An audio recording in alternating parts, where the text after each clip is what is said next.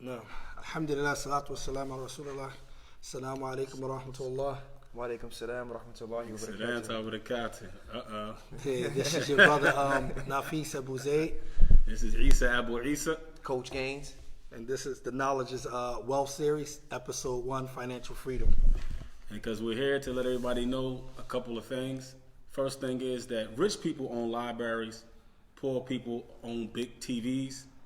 Poverty starts in the mind before it reaches your hands, and knowledge is wealth. Always remember that. So, today we're going to discuss, me and my co-host, alhamdulillah, we're going to discuss financial freedom. What does it look like? What is financial freedom? We're going to give you some of the definitions out there that's available.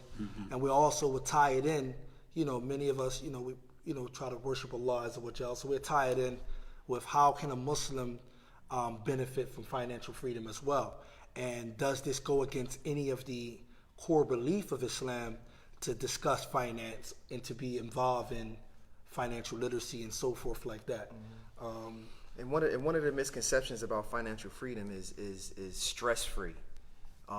People think that because they hear the word freedom that they're not going to have any more worry, and a lot of their worries and their troubles will just go away if there was money. If they had money, they could throw money at the problem. So we believe this is a misconception. Yes, and that's one of the illusions that comes along with financial freedom.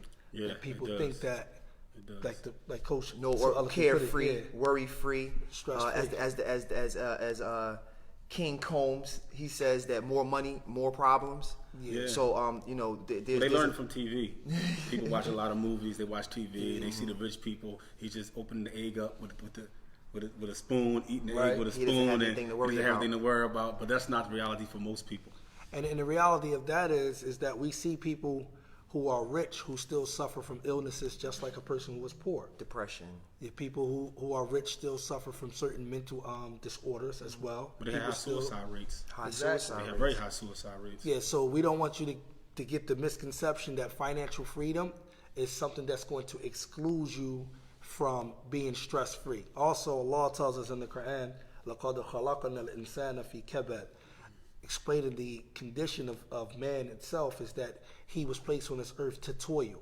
So no matter how much you get, how much you earn, you're still going to have to deal with life and life problems. You got to work hard to get it, and you got to probably work twice as hard to keep it. Yeah, Exactly. and people understand toil changes depending on your social status. There you go. A poor person in the hood, his toil was different than the person who got a lot of money. It's still toil, but it's just on different levels depending on a person's condition. All right, so to understand financial freedom a little bit better, some of the different experts, they have different definitions. One of the definitions we're going to go with today is financial freedom have a series of steps in order to obtain it.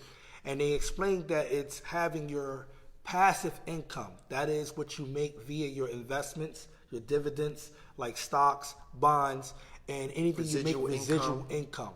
Where it doesn't require you to put a lot of labor in, and that you can make that. Once that can take care of your regular expenses, okay, your regular life, day-to-day living, and it surpasses, or it not just say surpasses, but it suffice more than your active income. Now, your active income is when you're making money due to your time, your physical labor, for a compensation or some wages.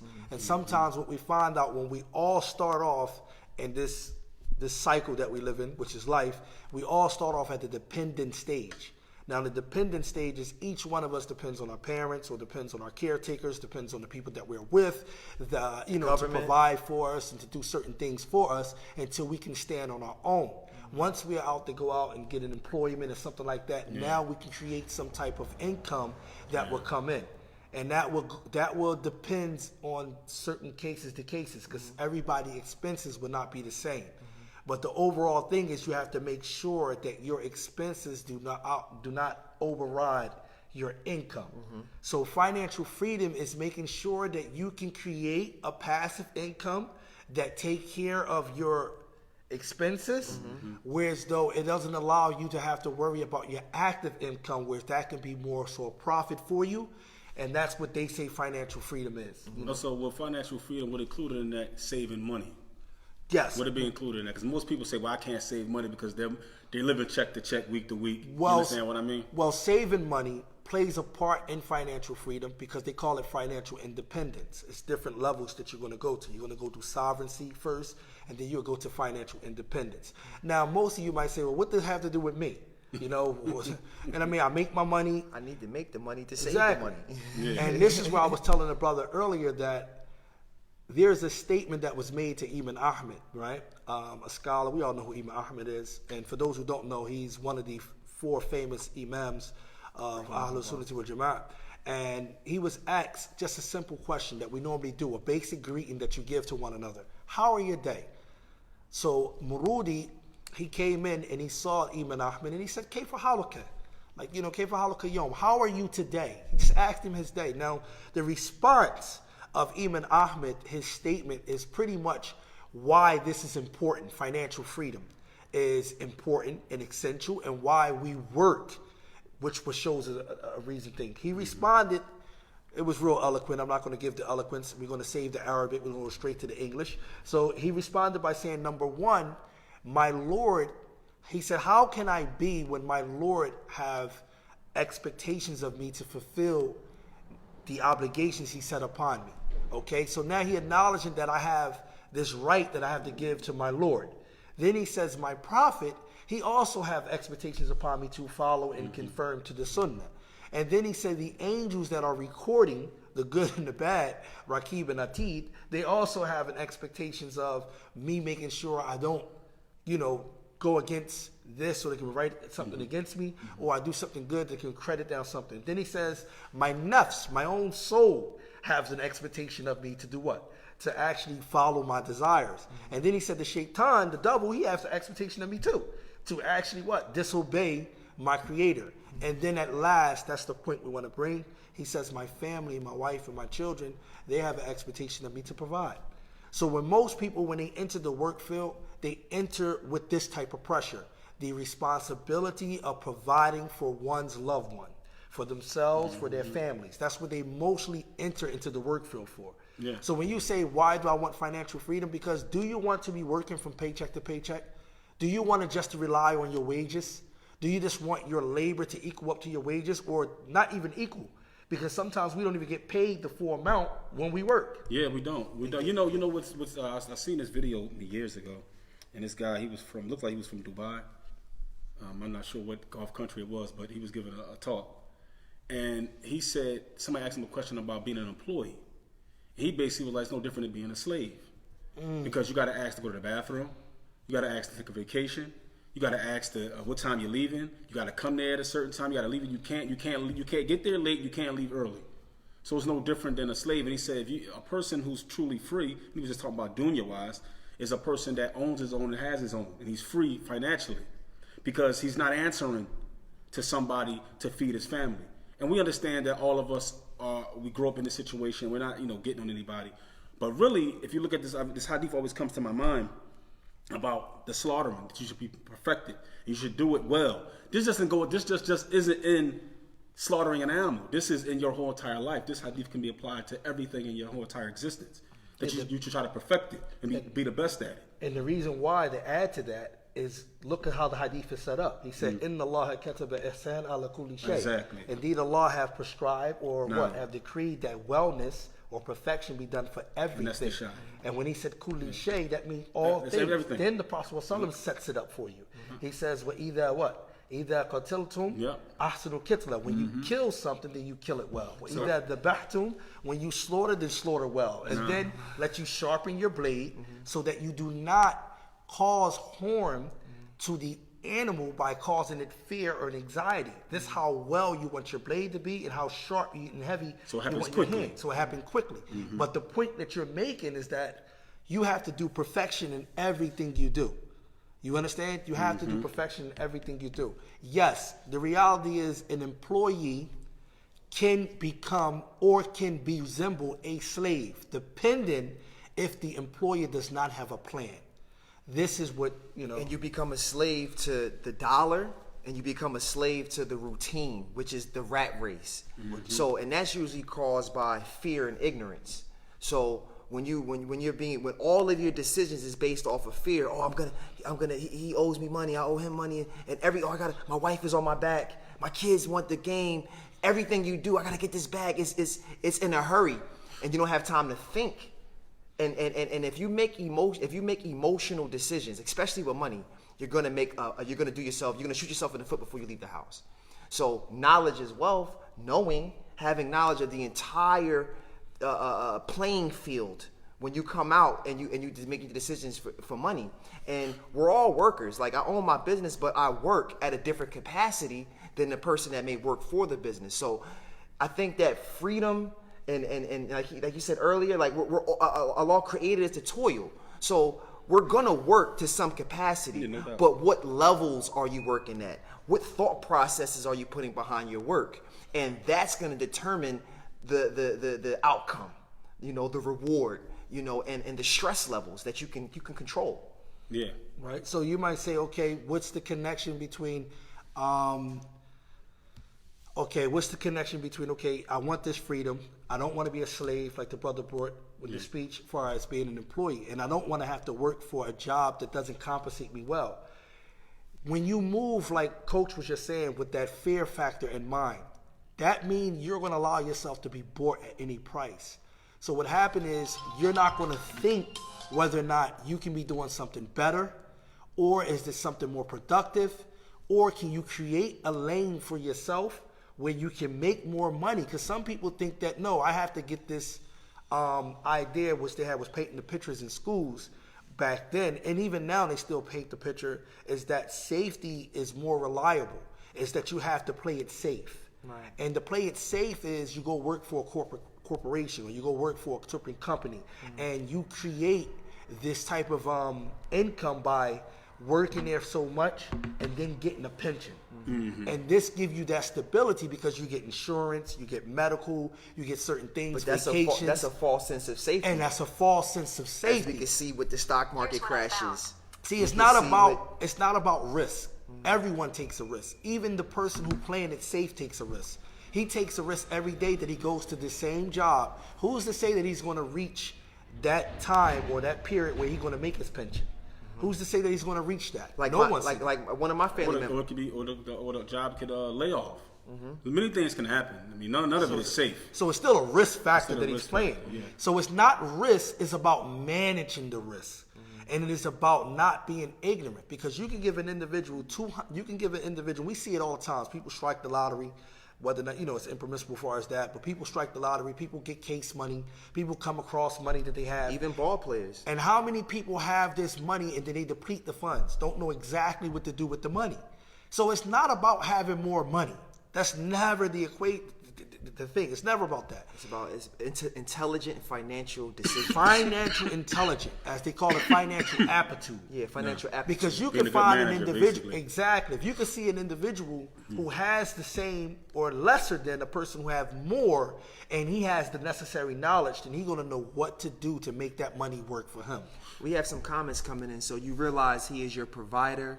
So listen, how does this work in sense of tawakkul and depending and relying on the law?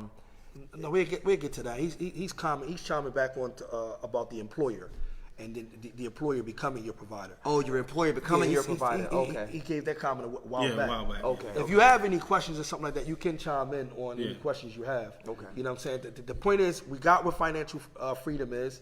We pretty much explained that. Now, the concept of, the brother brought it up anyway, but the concept of risk, all right? Risk and finance is not the same thing. I just want the Muslim audience that's paying attention. Risk is more broader than finance. Finance is a part of risk, but it's not the same thing as risk. Meaning we don't say money is risk in and of itself. We say that money is a part of risk. So I want us to understand that. And the reason why that's really crucial is because the Creator, He has a verse where Allah Jalla wa Ala, He says, Inna Rabbi yabsutu rizqa He says, indeed, my Lord have expanded the provisions for whomsoever he wills, and he have restrained it for whomsoever he wills. Right? So in other words, Allah have taken the responsibility upon himself to distribute risk. Not just money. Risk. Health is risk. Health is risk. You understand? Faculties that we have, seeing, hearing, speaking is risk. Shelter is risk. You know, faith is risk. Knowledge is risk. These different things, okay? Yes, we do. We actually utilizing some of the works from Rich Dad Poor Dad as well. So we do. We will talk about. We're going to have once a week, I think once a month, a book review on financial books that you can put inside your library. All right. So we will do that. The goal is for us all to start to now build libraries. Yeah. You know, like you said, when we opened up, the house is poor. The house is rich when it has a library. The house is poor when it has a big TV. So a part of this is going through different books, making book recommendations, as we did the other day. We did a book reading, a book review. And it doesn't mean that the rich doesn't watch entertainment. It just means that entertainment doesn't take a big chunk of their lives. Exactly. And entertainment is already proven the statistics that when a person sits in front of a tube, the brain is not even working. So your imagination is not even working. Exactly. So when your imagination, those genius signs are not moving that the Creator gave you, which is also risk, your imagination from Allah. So when you're not utilizing them, how you're thinking of ways to even create more opportunities to make money.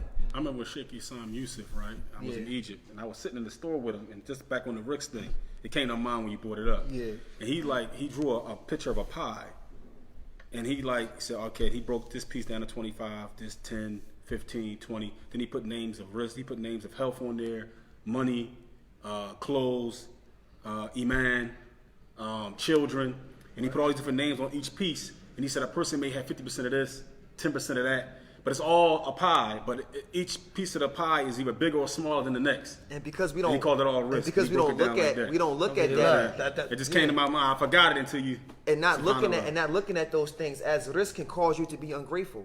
You start to focus on what you don't have. Oh man, I don't have a car. Oh, I don't have this or that. I'm not. You know, whatever you don't have becomes your motivation. It becomes your fear versus focusing on what you have been provided for, appreciating that and building on that. You know, putting those blinders on. So that's where we want to understand that for the Muslim, the provider is Allah. When it comes to provisions, it's provided for Allah, and that is understood in the Hadith, where the Prophet ﷺ made explicitly clear that when you are in the fetus of your mother, all right, when you are in that womb, Allah Jalla wa Ala allowed the angels, said, ثُمَّ يُرْسَلُ إِلَيْهِ مَلَكٌ. Then he sends to him, in this 120-day mark, he sends to him an angel.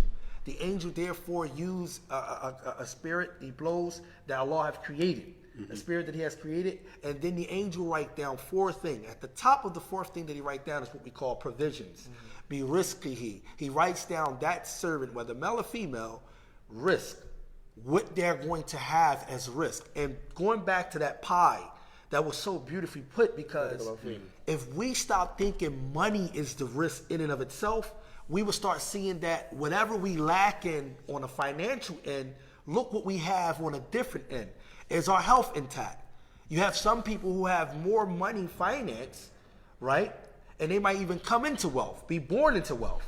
And their health is not even in good state. So they don't even have that. So when he said 50% of this, 20% of this, is giving us an overall picture, going back to what Coach just said. We're not even thankful for what we have, which we're going to save that for later, inshallah ta'ala, because we do have a course that we will be offering here at the Knowledge is Wealth series, where we offer a course separately on the side. It's called Think and Grow Rich Islamically.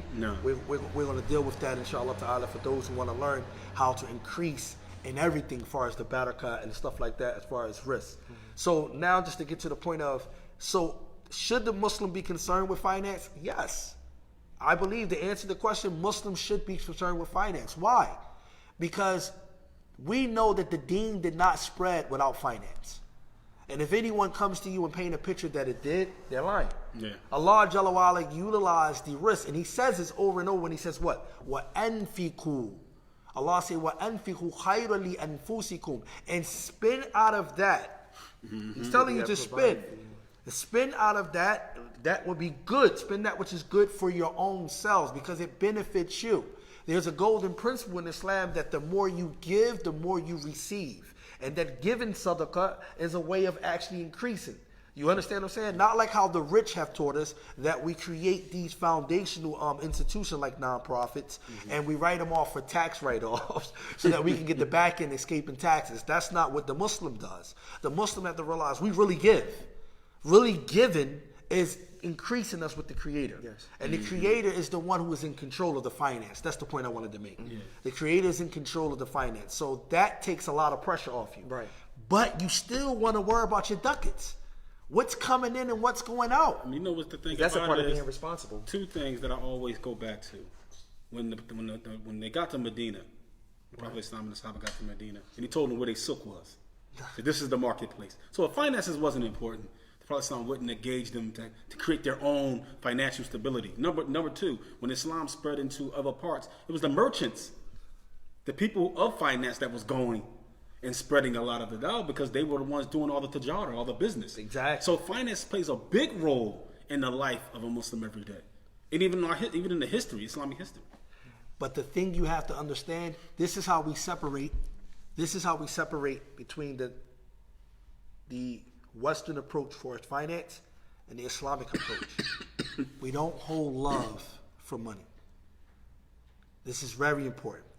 And when you want to start with the concept of zuhd, the concept of all of these different things, we don't hold love for money. You might say, what you mean, man? I love the dough, right? I'm out here working, I'm putting it in, I love the money. Coach had mentioned a while back on the book review we did, he was talking about how people compromise their morality based off of money.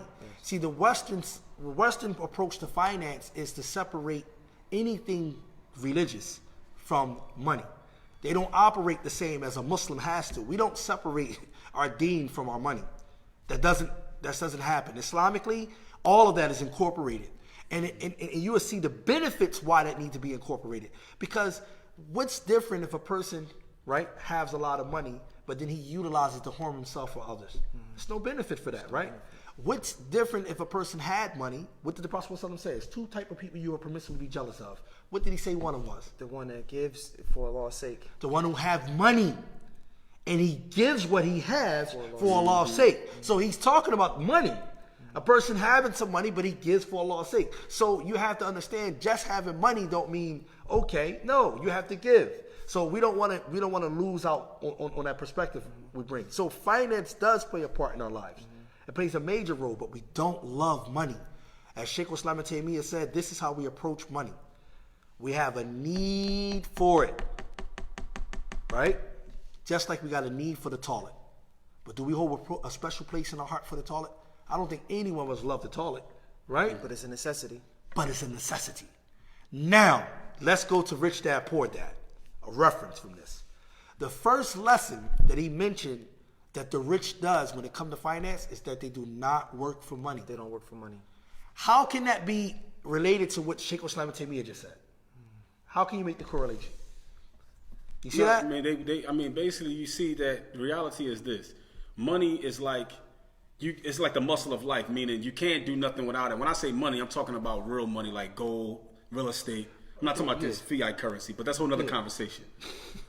But Whole nother conversation. But I'm saying it's basically like toilet paper. Like, I mean, at the end of the day, you need toilet paper, but I'm not working every day to buy toilet paper. You know what I'm saying? So money itself is something you need, but at the end of the day, is it something that you're just going to go to work? That's the only purpose you're going to work to receive that fiat currency. That can't be it. It's not the end in and of itself. It's a means to an end. So what's the correlation? Lesson number one: the rich doesn't work for money. Ibn Taymiyyah said that what? We treat it like the toilet. We don't hold no need for it. What's the correlation between the two? That the money is in your hand, not in your heart. Not just that. It's that the money, both of them agree, the rich agree, is that the money should be used as a tool. A tool. That's the point. I just said that shit. Yeah, you've been by the means, yep. The money is used as a tool. So think about that. Ibn Taymiyyah, in his statement, he's telling you that you don't have a love for it. You only got a need for it, which is a tool. And with the Rich Dad, Poor Dad, Robert Kiyosaki, the author, what he's telling us is that His rich dad told him that the number one rule, the first lesson you need to learn is that the rich do not work for money. So what is they working for? What is they working for? They realize that money must work for you. You got to learn how It's to get a the money to work tool. for you. It must work for you. And when So you work for the money, that's where the slavery comes in play. and You this can be where bought. most of us fell at. You can be we bought, fell at you can be this. sold. When we go to work right now, and you get your check, what do you do with your check? Do you ever stop to think that your check needs to work for you? Or do you just spend because your needs is going up? You've been as it thinking come? about the car payment. You're I gotta thinking do about this. the game. I gotta do thinking that. So you about this. basically investing in other people's dreams and realities instead of taking a part of that to invest in your own dreams and reality. But that's going to take something that we're talking about. It's going to take what? Financial literacy. Yeah. You're going to need to know discipline. how. And discipline. But Islam gives you that. Because It's Allah supposed says to. what? Alladina lam what? Yusrifu wa lam yaqtulu wa kana bayna dhalika qawama. Allah tells us that the believers, the servants of Ar-Rahman, they don't do two things. They're not extravagant nor are they what? Spendthrift. Spendthrift. And there's another That's a balance sheet. Yes, about not giving your money to the foolish. Well, I that's thought yeah. about that. Yeah, Does go that ahead. apply here when people are not? They're not counting their beans. They're not doing their spreadsheets. They're not You can thinking think about money it. in a Allah responsible way. Jalla wa'ala says in Surah An-Nisa, He says that, you know, وَلَا تُؤْتُوا أَمْوَالَكُمْ سُفَهَاءَ وَلَا تُؤْتُوا, right? Do not give أَمْوَالَكُمْ to the sufaha. I mean, you know, they mentioned amongst that Abdullah ibn Abbas, he said, it's the woman and the children. But other words, spending on frivolous things. But there's another verse in Baqarah that actually hones in on that. Well, Allah Jalla wa'ala says, do not what? Do not throw yourself tuhliku. Do not throw yourself into destruction over your own hands. Meaning like that, what you earn, don't kill yourself with it. Right. So you still have to make sure you are doing the right thing with the money. You know You think about how many of us sit down and come up with a financial plan. Like, just think about it. Like, we got all these notebooks. We write a lot of stuff down. But when have anybody, and I just started doing that myself, right? When I started doing that myself, this is only about maybe a little over a month ago, I sat down and said, let me write down how much I'm spending every day, just normally.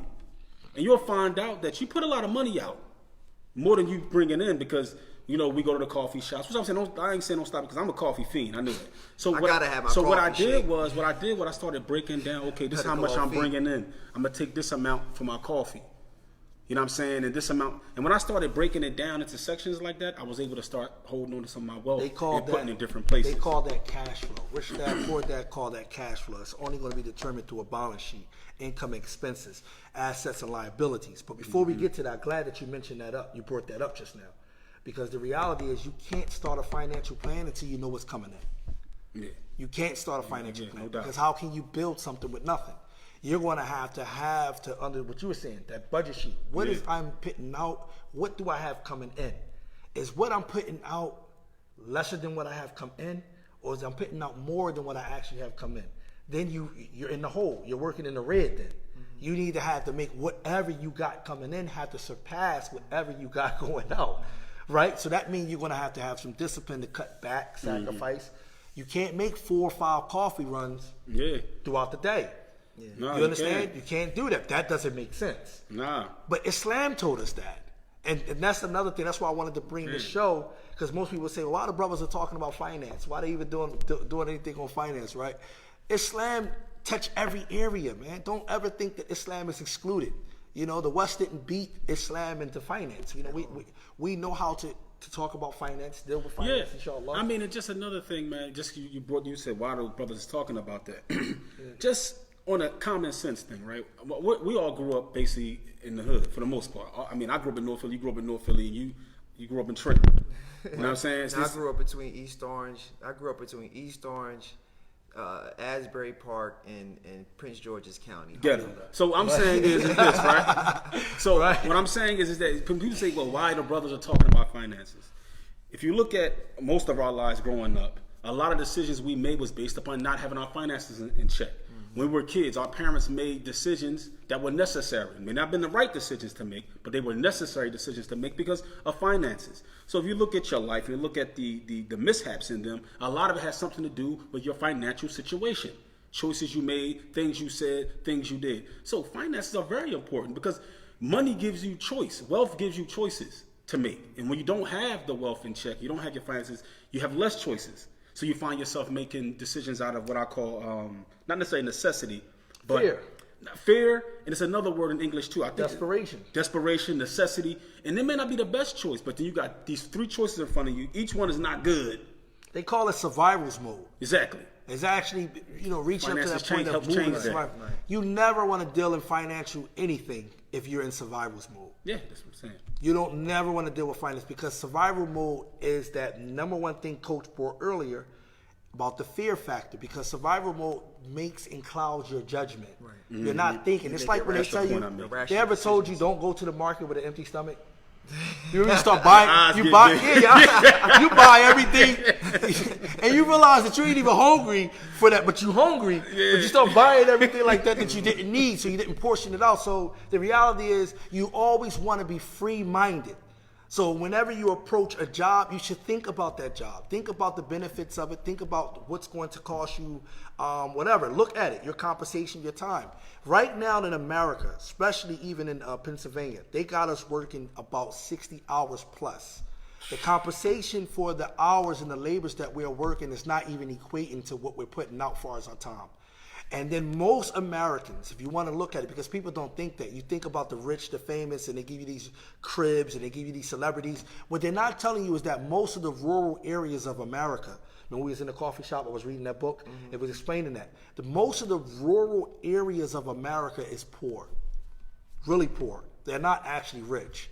And the thing is, you would think America is this land of the brave, land of the free and everything like that, because they put things in front of you to bedazzle you, but you don't realize that. And that all goes back again to your financial aptitude and knowledge. What are you doing to arm yourself, educate yourself to actually move strategically? They call it financial strategy. What are you doing to put yourself in a better position? Take less now, and you're going to earn more later. But if you start taking and being loud now, which we have a problem in the black community, we think loud is where it's at. Not if strategic, though. If I got a $100 shirt on or $200, jeans or kicks on, if I got all of this on, then I'm really that. But you know what the problem is? It Yeah. works. People actually treat you like you that by having that stuff on. So it's twofold.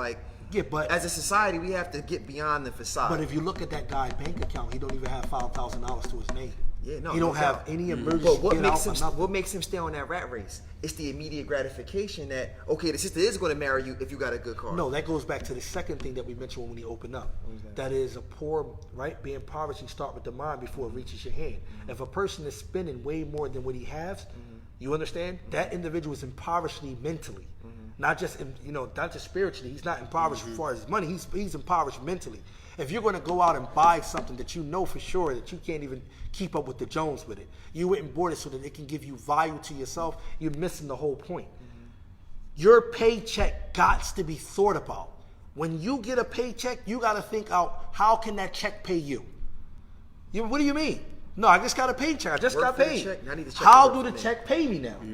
The check don't pay you if you go take the money and just go say, I'm going to buy everything I want. No, because if you got a family, you still got bills, you still got this. So that everybody got their hands in your pocket already, right? And you're already frustrated and mad. But that check only going to pay you if you have financial knowledge. How do I invest that money to make it work? Yep. You understand? Well, somebody's mentioned our financial situation is the people of slavery. Yeah, we know that, but that's not what we're discussing at this point. He's mentioning what happened to our people in this land as far as slavery. And that's a deeper conversation to have. No, that's true. That's true. That's true, though. No, that's true. There's orchestrated that. No doubt. Systematic a lot of the education. Systemic racism have played a major part. W.D. Du Bois did he was charged to do a nice research back then. If many of you don't know, in Philadelphia, the 7th Ward was actually down there in Walnut. And then, we was South like, Street, before it was South Street, all of that was normally populated by blacks at that time. And what he did was he was charged from the Pennsylvania to go, the University of Penn, they wanted him to go and see if it's due to race or ethnicity that the people are impoverished in the way that they are, rather than anything else. But when his findings came back, he realized it had nothing to do with anyone's race. You put anyone who's white, black, or anyone in circumstances where poverty or where the chances and opportunities are restricted to them, they're going to do the same thing. They're going to do the same thing. Right. So he was more so than behavior, and this is in the book called The Philadelphia Negro, where he was talking about basically that type of case study showing the difference being made. Now with the brothers pretty much saying, okay, yes, it is by design, but Islam gave us a way out. I remember Abu Uwais Rahimahullah, he said something real important.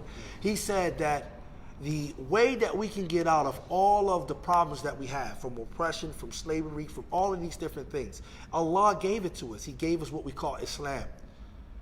The problem is we are so diversified, we are so divided within ourselves and even our own understanding that we don't work together. And because we don't work together, that's something that they have orchestrated that don't allow us to do group economics. It don't allow us to have a firm understanding of education. Trust. But we bring that. You understand?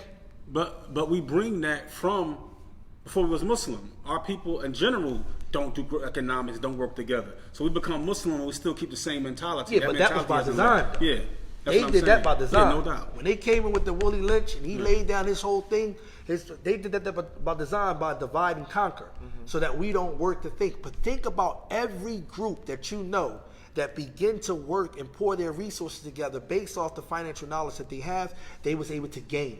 And think about Allah Azza wa Jalla in the Quran, how he talks about birds being communities, ants being communities. Look how Allah talks about this social harmony, even bees being communities. Working together as communities produce a lot of better result than what we think. And with a lot of other groups, because they weren't so disenfranchised as a community, they understand group economics in a way that we don't understand, or we don't buy into. It's like every man for themselves in our community. But I noticed that there's other communities, man, where they don't get along at all. Two brothers, they don't get along at all. They don't talk to each other at all. But they make sure those books are right. They make sure that business is right, and they make sure everybody gets what they deserve, even if we don't talk to each other. But I've witnessed in our personal community that we would have a business transaction, and just because there was a personal fallout, all of the Islamic perspectives and all of the rulings, they go out the window. I don't owe him nothing. I tell him come see me then. But reality it's like, is that affects the group economics. That affects the trust. You're right. But nobody else in the country faces the things that we had to face and still face. The immigrants don't have to face certain things. So to be just, our people do have a much higher up climb than everybody else in the country. I mean, when we did have the Negro Wall Streets, they burned them down. They dropped bombs on them. When we had banks, they robbed them and closed them. So anytime we tried to get ahead in any type of situation, white supremacy came in and blocked us from doing it. But he's right. We do have to use the system that was revealed to get ahead. But we're definitely going to face more, what I can say. But that's a part of having that. We're going to face more of a conflict than everybody else in the country from the powers that be. But that's a part of having knowledge. You got to know what basket you're shooting at, and you have to know all of the players on the field. And I don't think that as a community we're playing in that type of synergy. Even on top of that, what did I say earlier to you before? Who is in control of the provisions? Allah. The Muslim is outside of that realm. I don't care if you're black or whatever you are. No one can stop our provisions because it's already decreed from Allah, and He's the one in control of it. Allah says in the Quran, قُلِ اللَّهُ الْمُلْكِ تُؤْتِ الْمُلْكَ مَنْ تَشَاءُ وَتَنْزِعُ الْمُلْكَ مِمَّنْ تَشَاءُ وَتُعِزُّ مَنْ تَشَاءُ وَتُذِلُّ مَنْ تَشَاءُ بِيَدِكَ الْخَيْرُ. This is why Tawheed is so important. Not because I say I'm Salafi, not because I go to Masjid so-and-so, not because I'm quote telling or quote writing this student or this scholar. Why Tawheed is so important? Because it shows us that no matter what society does, no matter what society we are in, no matter if everyone come together to try to restrain or restrict us from our provisions, it will never happen. Because Allah Jalla wa Ala is already in control of the provisions. You have to understand that again. So they can't stop our minds from working. We are still intelligent, astute. They cannot stop us from working in harmony as far as our bodies. They can't. So we are outside of that conversation of racist or racism, systemic racism. Systemic racism. Because what they have done is this. They created lanes. Basketball, sports, athletes. This is what they place in front of us. Most of our children are plagued with this. Most of us as parents are pushing and aiding our children on so that this is the way that we get money. Look what they did. So then they also put the entertainment world in front of us and show us this is the way that we got to get out. And then they put the underworld in front of us, showing us that, you know, any type of drugs or whatever it had to be, this is the way that we have to get out. And then they put other stuff in front of us, and these were outlets that they showed you that this is the only way you're going to excel and Through do. music, Instead of through financial music, literacy. through Instead of movies, financial literacy. So you won't educate yourself. because you're watching that big screen TV. Because you're taken in by, I see my man here, he did it, or I see him, and this is how much they're making. But in reality, you don't even get They it. call outliners. I read a book they call outliners. What they do is they create these outliners like Oprah, Michael Jordan, and they put them in front and say, oh, it's not racist anymore. You can make it. Even though these people are less than 1% of the total people. Of the total pool. So it's called outliners. And you don't see the trickle down of, Nah. of them even being from our community. No, they But don't. if you understood the simple basis of finance, you will understand that simplicity is always the key. Simplicity. Simplicity is always the key. Think about it. A person can get rich by selling dates. It happened. An individual can get rich by selling bags. Yeah. An individual get rich because money never was money. Again, now you might say, what is he talking about? You sound crazy, You about right? to start trouble. Now I'm about to start some trouble. Right? Money never was money. Money was created. It was made by men to circulate, but that wasn't the currency. As you mentioned, gold People was the bartering. currency. People was bartering. He was bartering. But money is the ideas, man. That's always been the money. Knowledge is wealth. Knowledge. Well, intellectual your properties. idea, your vision is the money. Do you understand that? If you can create in a consumer society something that will offer someone something, you can make money. You make Imagination money. You made is always money. going to be there, but currencies change from every 100 years. There you every go. 50 years, there'll be a new currency. And I wanted to give one more benefit before we roll out. This is the benefit earlier. If you understood the opening statement, we said rich people own big libraries and poor people own big TVs. I want you to understand something. Everyone we know in Islam, how do we come to love them and why we are so fascinated about their lives? Sheikh Uthaymeen used to spend his life at 6 years old with a judge. He had books. He had about 3 or 4 books. He memorized all of them, and he became a scholar that he is well known. Did you see his funeral? You see how many people went to it? Ibn Taymiyyah the same way. Now let's look at people also from rich people that we know that have money and finance. They were people who have studied something about literacy. They even studied the stock market. They even studied certain different things. They were people utilizing knowledge to get ahead and not money. See, this is why when he said lesson 1, the rich doesn't work for money, true, they don't. If you're still working for money, then you're a slave. You're that employee he was talking about earlier. You missed the whole point. You got to get the money to work for you. You got to get the money to work for you, and that's only going to come with knowledge. Yeah. That's only going to come with knowledge. Yeah. You got to get the money, and that's what we need to start doing in our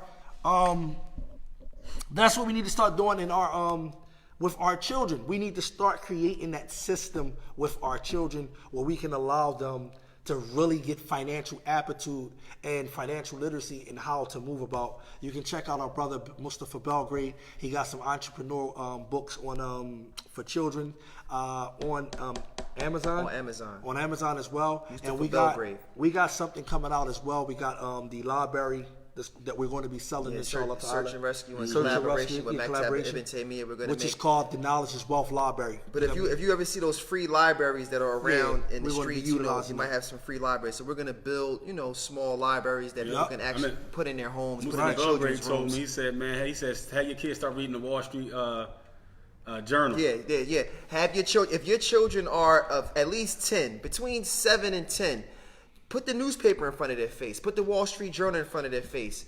Try to have those financial literacy conversations at the dinner table with your children, and that's not taught in school. They don't teach you. They don't educate you about money.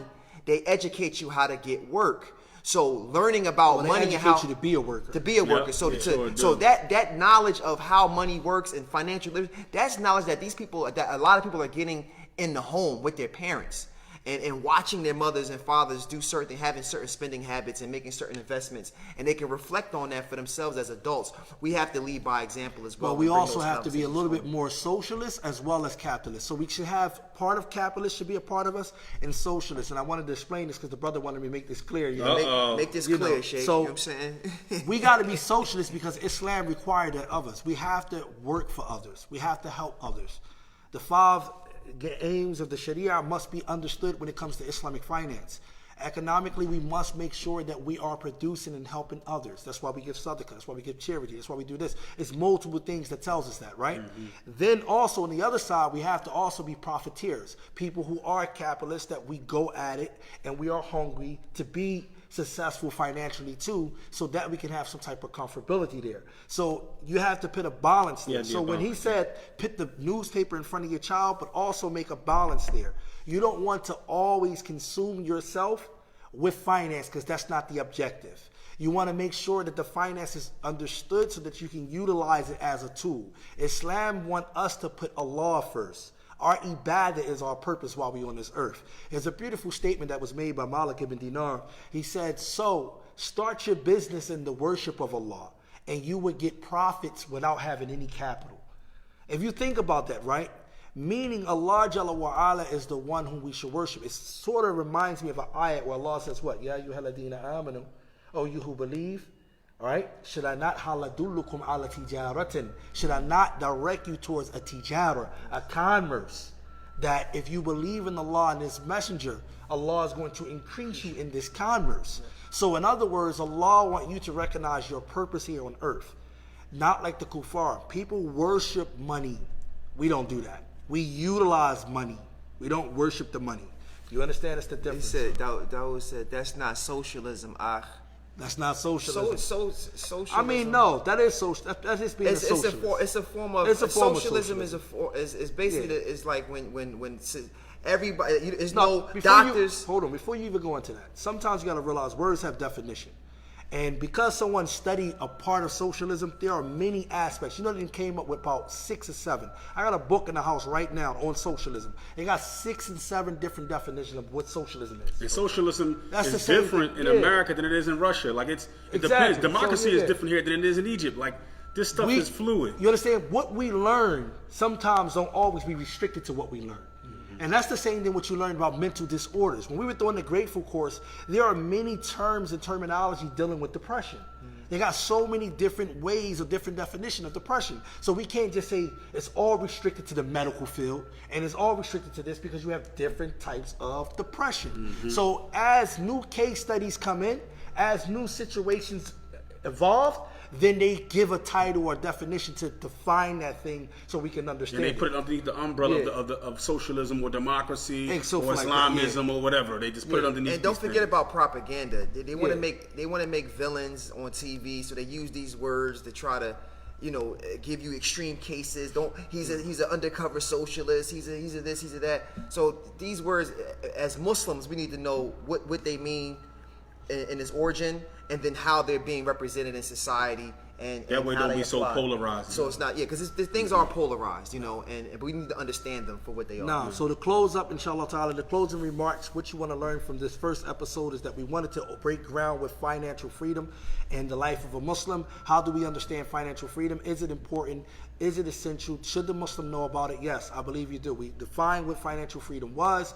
Also, we explained some other things along the way, understanding the difference between finance and risk, and that finance is a part of risk, but it's not risk all in of itself. There are other things that are considered risk from Allah Azza wa Jal. We talked about that. We also talked about the dealing with some of the different things that we are challenged with as far as being smart, as far as financial literacy in regards to how we move, so that we can get out the rum. So when you want to get financial freedom, there are stages.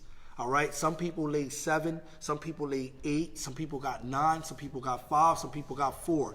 They are all stages to get to financial freedom. The first stage is at 0. 0 is called dependent stage. Each one of us can experience that. We all start from someone providing for us.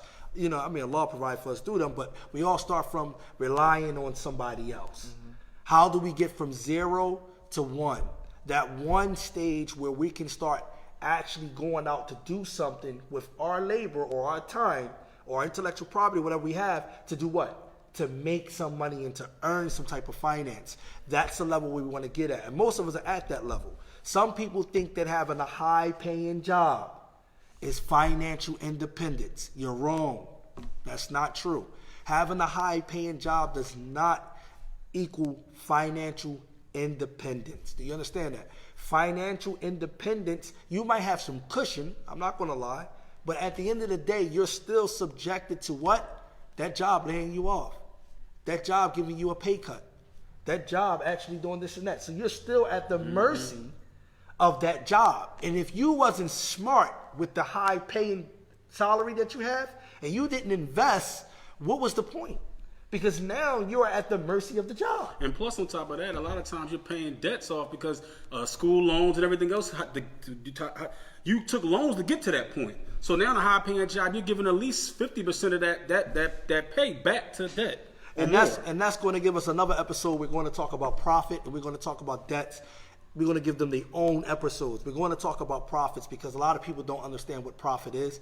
Profit in finance, profit outside of finance. Because now that we know that risk is broader, it's profits in a lot of stuff. But we have to really start understanding the difference between what is profit. Is that going to go into the assets and liability, or that's a whole other conversation? Yeah, no, that goes into the assets and liabilities. Okay. It also goes into the assets because assets also accumulate what we call pure profit. Mm-hmm. You know, it can accumulate pure profit and mixing with it. So we will go into that, inshallah ta'ala. No, this is the brother Nafis Abu Zaid. Isa Abu Isa. Coach Gaines. And alhamdulillah, thanks for joining. Thanks for interacting with us. And please feel free to say whatever you need to say in the comments. We're learning along, we're along the way. So this is not like an expert. We don't have all the answers. So right. If you guys, if you can correct some things, do. Contribute.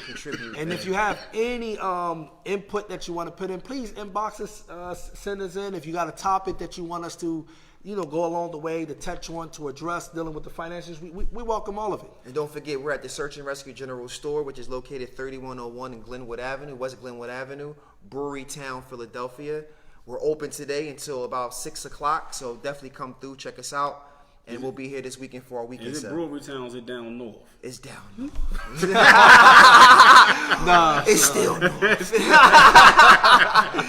right, Assalamu alaikum wa rahmatullahi wa barakatuh.